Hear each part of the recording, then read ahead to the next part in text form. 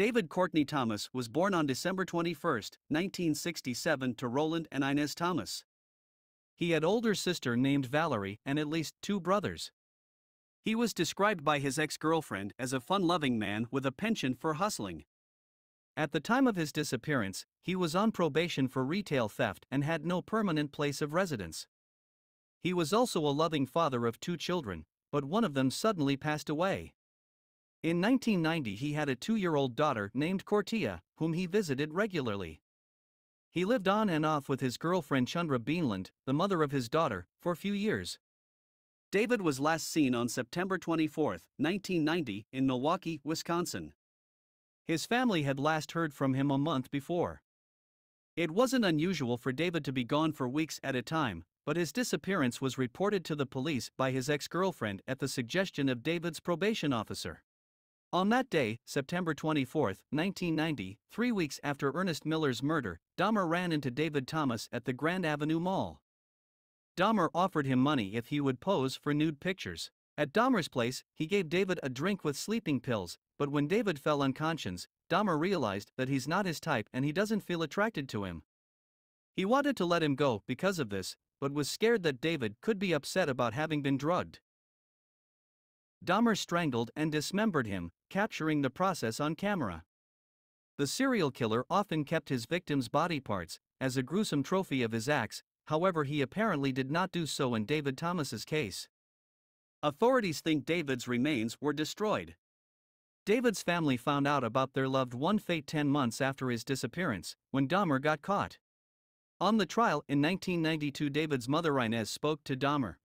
"First, I want to let you know, Jeffrey Dahmer, about the pain that you caused my family. That was my baby boy that you took away from me. His sister and his brothers can't hardly deal with this. He have a little child named Cortia.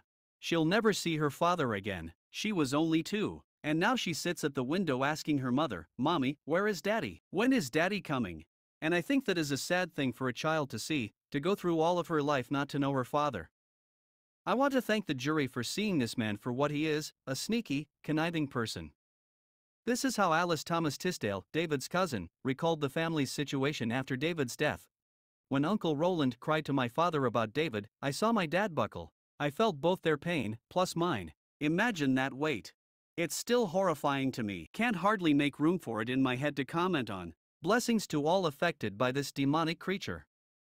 After Dahmer was sentenced to 941 years in prison, David's mother said that although it would not bring her son back, she hoped it would help her and her family move on and let the healing start. David's ex-girlfriend Chandra said in 1996, "I try to go on with my life, but I can't let it go. Every man I meet, I think of David. He's in my dreams." David's sister Valerie Allen and their mother Inez are still living in Milwaukee. After the show Monster, the Jeffrey Dahmer story was released in 2022, both of them spoke about potential harm which the show can cause. Inez stated that she had all the transcripts from the trial and that they did not match the events depicted in the series. She said, "They're not doing anything but dragging the family's name in the mud. And I call out Bezos and the people who own the studios. They're just pocketing the money for themselves. If they want to keep doing this, they need to do something for the families. Recognize the families who went through this trauma. They've recognized only one family because of the situation that came about." David's sister, Valerie, testified that she attended therapy for 2 years after her brother's tragic death. David's remains were never found, but Dahmer admitted to killing him and David's family recognized him in the photographs from Dahmer's apartment. David's grave is at Wisconsin Memorial Park in Brookfield, Wisconsin. He was 22 when he died. If he was alive, he'd be 56 years old today.